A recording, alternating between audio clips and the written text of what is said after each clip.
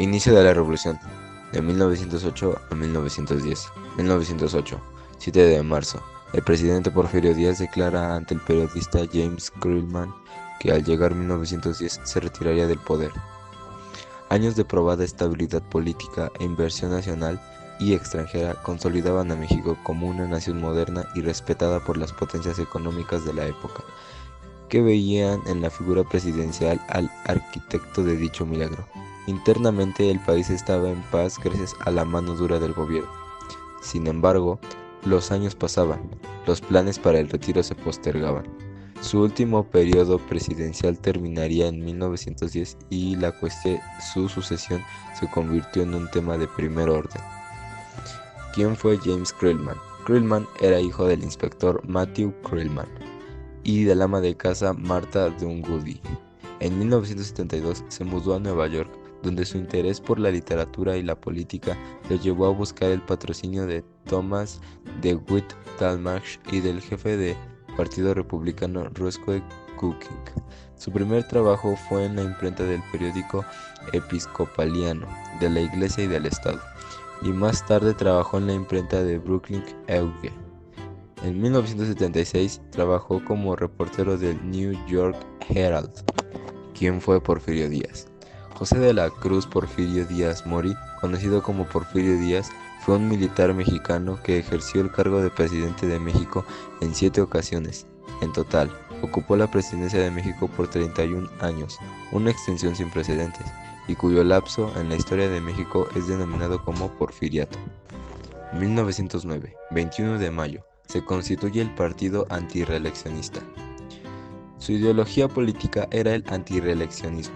Con ello se fundaron ciertos clubes antirreeleccionistas. Los objetivos principales del partido fueron la defensa de la democracia, el respeto a las garantías individuales.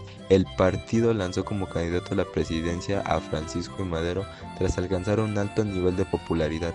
El gobierno decidió encarcelar a Madero en San Luis Potosí, bajo los cargos de conato de rebelión y ultraje a las autoridades. ¿Quién fue Francisco I. Madero?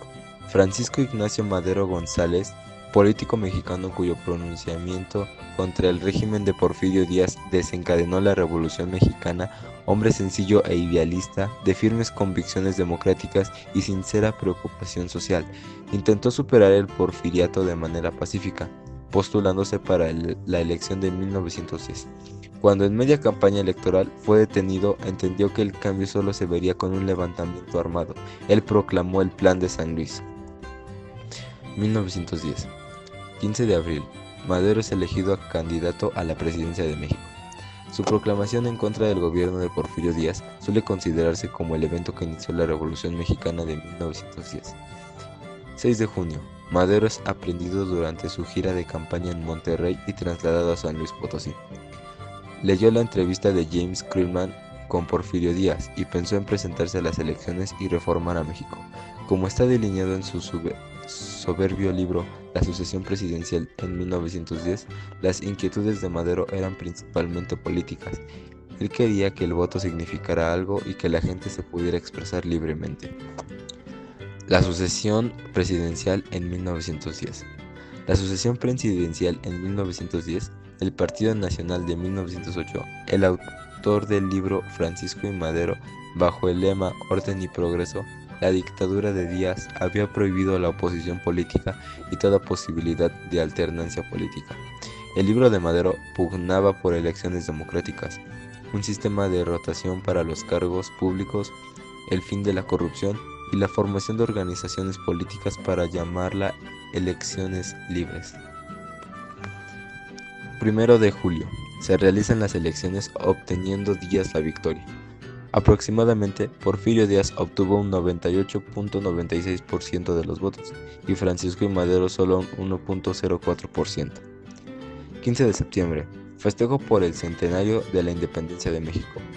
El 15 de septiembre de 1910 se celebró el primer centenario de la independencia.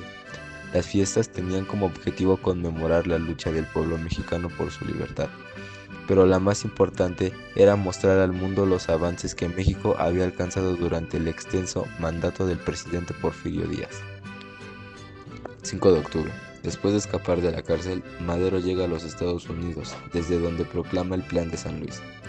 El líder revolucionario don Francisco I. Madero, en la madrugada, vestido de mecánico y ayudado por el doctor Rafael Cepeda y varios ferrocarrileros, se fugaba de la ciudad de San Luis Potosí, con rumbo a Estados Unidos. En San Antonio, Texas, se encontraba el núcleo principal de los exiliados maderistas con los cuales se reunió.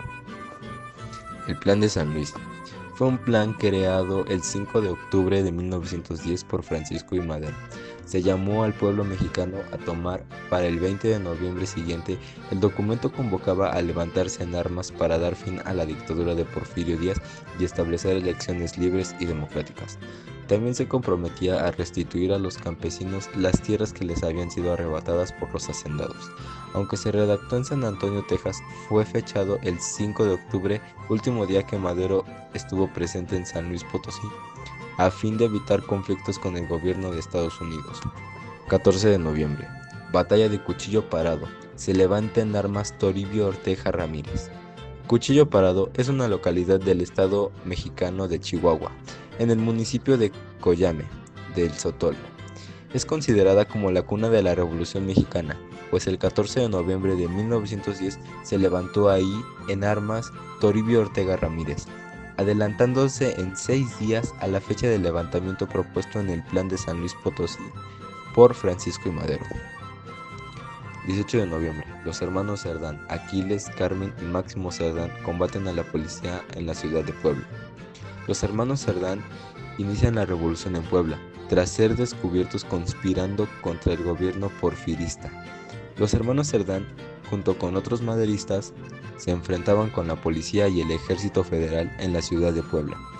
Los hermanos Cerdán son considerados los primeros mártires de la revolución. ¿Quién fue Carmen Cerdán? María del Carmen Cerdán Alatriste fue una revolucionaria mexicana, compartió las ideas de la Revolución Mexicana y simpatizó con la causa maderista. Trabajó junto a su hermano Aquiles, ambos pertenecieron al Partido Nacional Antirreeleccionista. Durante la campaña a favor de Madero, quien se oponía al régimen de Porfirio Díaz murió. El 18 de noviembre de 1910, su domicilio particular fue atacado por el ejército federal e iba a ser cateado por el jefe de policía Miguel Cabrera.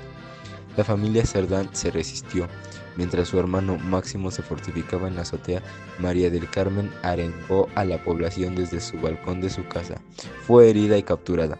Se le envió a la cárcel de la Merced y posteriormente al Hospital Municipal de San Pedro. Vivió sus últimos años en su ciudad natal y murió el 28 de agosto de 1948. ¿Quién fue Aquiles Cerdán?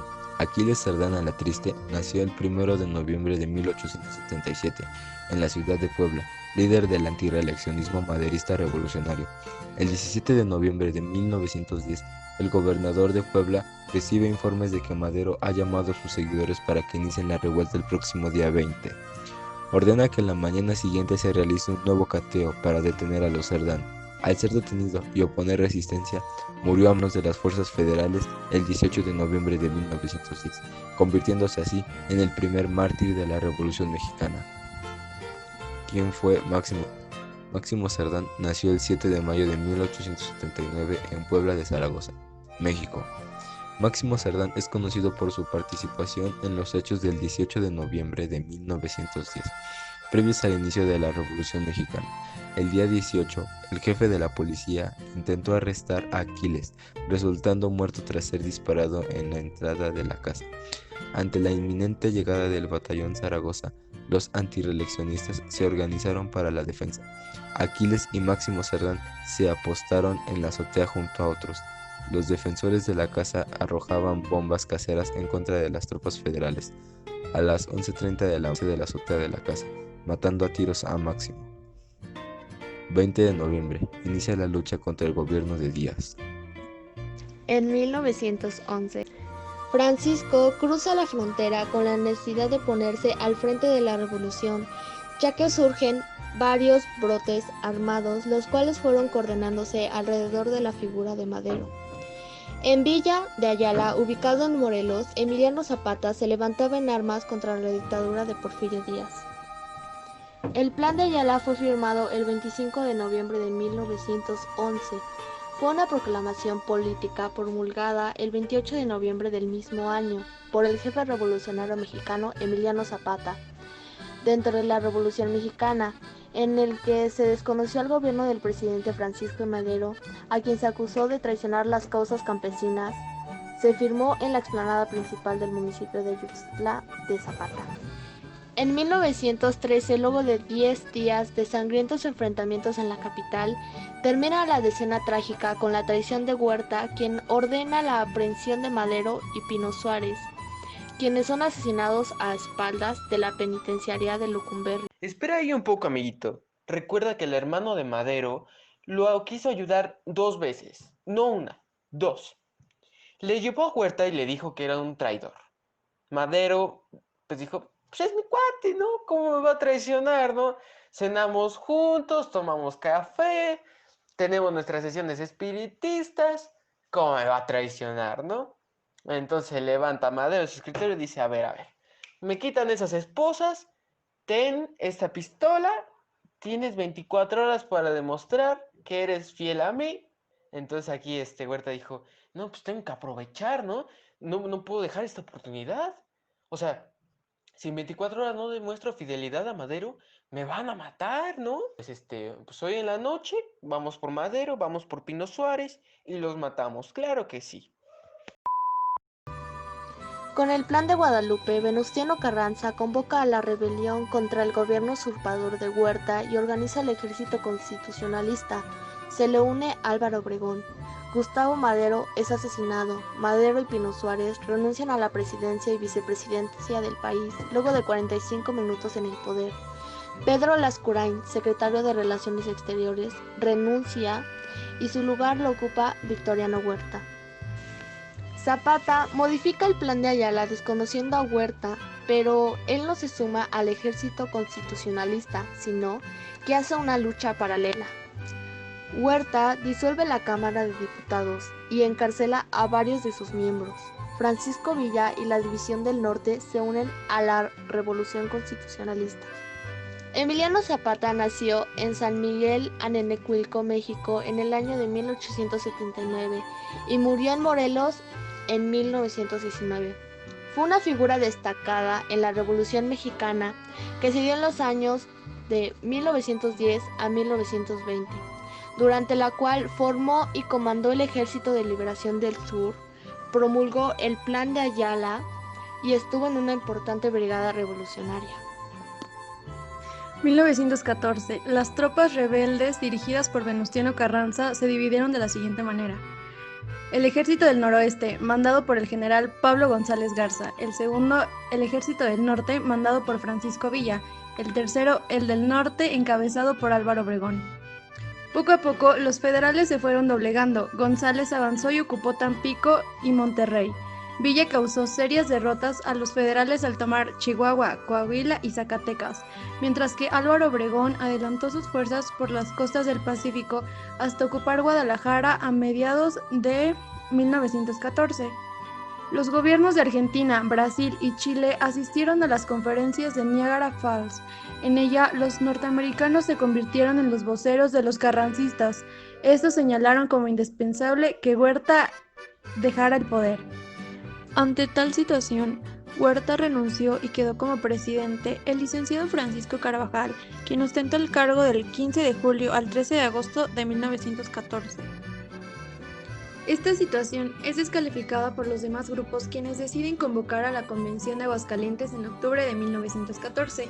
A dicha convención asistió Álvaro Obregón en representación de Venustiano Carranza, Antonio Díaz Soto y Gama representando a Zapata y Francisco Villa. Los convencionistas acordaron la renuncia de Carranza, Villa y Zapata a los mandatos que ejercían y se nombra presidente a Eulalio Gutiérrez, quien tomó el cargo el 3 de noviembre de 1914 y lo abandonó el 28 de mayo de 1915. 1915, en agosto 15, las primeras fuerzas revolucionarias ocuparon la capital y Obregón quedó como autoridad principal. Este dispuso la ocupación de varios templos y la aprehensión de los sacerdotes de Arzobispado de México y decretó la expulsión de los sacerdotes extranjeros, mientras que a los mexicanos los envió a Veracruz. En muchos lugares se dio el cierre de colegios católicos, muerte por confesión y la quema de confesionarios. Estas acciones fueron impulsadas por el general Plutarco Elías Calles. Lo anterior originaría a la postre la Guerra Cristera. En octubre de 1915, los Estados Unidos reconocieron como único gobierno al de Venustiano Carranza. En respuesta a tal reconocimiento, Villa atacó la población de Columbus, Nuevo México, Batalla de Columbus, con 400 hombres, tomándolo por unas horas y dando muerte a americanos en Santa Isabel, Chihuahua. El presidente de Estados Unidos, Woodrow Wilson, envió a México una expedición comandada por el general John J. Pershing, el cual nunca dio con Francisco Villa. Las tropas carrancistas y estadounidenses también lo buscaron por 6 meses, pero nunca lo encontraron. Durante esta búsqueda fueron derrotados en Parral y en el Carrizal.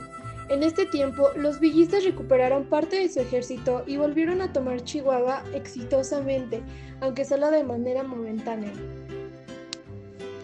1916, 5 de enero de 1916, el líder máximo de la Revolución General, Venustiano Carranza, traslada la capital del país a Querétaro. Las fuerzas constitucionalistas conquistan las más importantes ciudades del país. 9 de marzo de 1916, ataque de Villa, el poblado norteamericano de Columbus. El presidente Carranza declara Villa fuera de la ley. 15 de marzo de 1916, los Estados Unidos deciden enviar tropas para perseguir a Villa en territorio mexicano. Villa se oculta y evade de los ejércitos americano y mexicano. 21 de junio de 1916, enfrentamiento en el Carrizal, Chihuahua. Villa es derrotado de nuevo por los constitucionalistas y sus hombres se dispersan en pequeños grupos guerrilleros en los estados de Durango y Chihuahua. El 5 de febrero de 1917 es promulgada la Constitución mexicana por Venustiano Carranza, el cual quiso hacer un congreso donde se llamaría a todos los diputados de la República para redactar una nueva constitución. Por cierto número de personas o de habitantes se pondría un diputado. Entonces, lo bueno de aquí es que fue abierto. ¿Qué significa abierto? Que los maestros, que los empresarios pudieron dar sus opiniones y así poder llegar a algunos acuerdos. Esta constitución es resaltable el artículo 3. Todos tienen derecho a la educación, sea de donde seas, sea de donde pertenezcas, todos tienen derecho a la educación gratuita. Y no tiene que haber religión en dicha educación. El artículo 4 dice que todas las familias tienen derecho a una vivienda digna. También te dice que tienes derecho a la salud y practicar deportes, lo cual es algo muy indispensable. El artículo 27 nos menciona que todas las personas tienen derecho a la tierra y al agua. ¿No le suena familiar a alguien? ¡Claro! A Emiliano Zapata. Emiliano Zapata, su lema más conocido fue Tierra y Libertad, debido a que como muchas tierras se les fueron quitados a los pobres, él quería regresar las tierras. Entonces nos podríamos dar una idea de quién pudo intervenir en este artículo de la Constitución. El artículo 123. Este nos explica y nos da a entender que todos tenemos derecho a un trabajo digno y socialmente útil. Ya no vas a ser un esclavo de las empresas, nada de que te van a dar vales de despensa en lugar de salario, sino que ahora te van a poder dar tu salario justo por el justo trabajo que haces. En 1919 muere Zapata. Esta muerte lleva una historia detrás, la cual les voy a contar. Llegó un tiempo en donde el ejército de Zapata ya estaba muy debilitado. Bueno, en ese entonces cabe recalcar que Zapata no reconocía el gobierno de Carranza. Entonces, Pablo González Garza había recuperado algunos territorios zapatistas, o sea, algunas de las tierras de Zapata las había recuperado. Por ello es que Emiliano dijo, oye, pues hagamos un trato, ¿no? Podemos llegar a un acuerdo, tú y yo nada más, ¿cómo ves?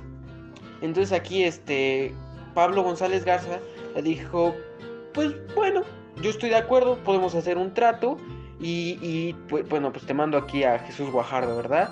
Entonces Guajardo le dijo a Zapata, oye, yo estoy de tu lado, ¿no? Mira, movimiento revolucionario, mis aplausos, ¿no? Mira, yo la neta, contigo pa' adelante, ¿verdad? Entonces Zapata se quedó así con cara. Todo el tiempo estuviste sirviendo al gobierno y ahora resulta que ya quieres ser parte de mi movimiento revolucionario, ¿no? Entonces dice, quiero pruebas. Entonces este cuate dice, sí, te mando las pruebas que tú, Zapatita, quieras. Entonces mata entre 50 y 100 soldados locales, demostrando su fidelidad a Zapata. Entonces Zapata, como mandó a alguien a ver, pues dice, pues nos podemos reunir, ¿no? Nos vemos ahí, quedamos bien, ya, que eres de mi lado. Entonces, sí, claro. Entonces Emiliano se reúne con el coronel y el coronel le dice, mire, yo estoy de su lado. Le dijo, mira nomás lo que te traje. Te obsequio este caballito, dejando en claro así su fidelidad. Entonces te dice, oye, ya que tienes mi caballo, ya que tienes mi fidelidad, ¿qué te parece si nos vemos en la hacienda chinameca, comemos un molito y planeamos cómo va a ser nuestro golpe de estado? ¿Qué te parece? Entonces aquí Zapata dice, pues va, me parece, estaré ahí en la hacienda, nos vemos en Chinameca, le dice. Y desgraciadamente, Zapata era un hombre un poco necio, ¿no? Un poquito. Entonces Zapata se dirige hacia la hacienda chinameca con muy pocos soldados. Hay unos que dicen que fue con 100 soldados, otros que fue con 10 soldados, otro dice que fue solo. En el momento en que entra a la hacienda, es fusilado por más de 150 soldados armados. El zapatismo había muerto. En 1920 promulgan el Plan de Agua Prieta. ¿Quién lo promulga? Plutarco Elías Calles por este lado y Adolfo de la Huerta. Recordemos que el presidente de ese entonces era, aquí visto, Venustiano Carranza. Lo promulgan cuando su gobierno se debilita. Llega un momento en que igual el gobierno de Venustiano Carranza se va para abajo así, mira.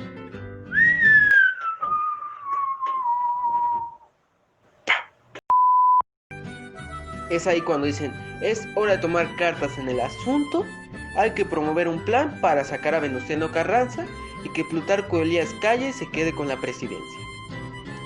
Dice así como de, ¿qué onda? Y mientras trasladaba los poderes, finalmente cae muerto, cuando estaba pasando por Tlaxcalantongo para dirigirse hacia Veracruz. 1923. Muere el gran Francisco Villa. Francisco Villa fue un hombre muy reconocido en la historia mexicana por sus grandes hazañas. Por ejemplo, Pancho Villa, una vez, en esos 11 meses, él aprendió a leer y escribir. Entonces aquí hablamos sobre el intelecto que tenía. Pancho Villa, al retirarse, se le otorga un pueblo abandonado, el cual él se encargó de poner en su mejor estado. Hoy ese pueblo es conocido como El Parral, en Chihuahua. Un día sábado, él estaba en la plaza cuando fue acribillado. Se cree que tanto el gobierno mexicano como el gobierno estadounidense intervinieron en su muerte. Fue decapitado y la cabeza fue exhibida como trofeo, muriendo el gran Doroteo Arango. Mientras tanto, en 1924, después de tantos conflictos que tuvimos, después de tantos presidentes, después de tanta traición, México por fin logra una estabilidad política cuando Plutarco Elías Calles llega a la presidencia de México, con el partido más antiguo de México. Espera un momento, amiguito. Fue el partido político más antiguo en la historia de México. Vota A si crees que fue el PAN. Vota B si crees que fue el PT. Vota C si crees que fue el PRI. Y vota D si crees que fue el poderosísimo Morena.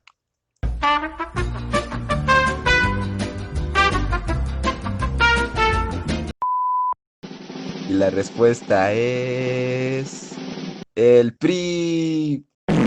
El PRI fue fundado en 1929 con el nombre de Partido Nacional Revolucionario, bajo los principios de no reelección, de democracia y justicia social.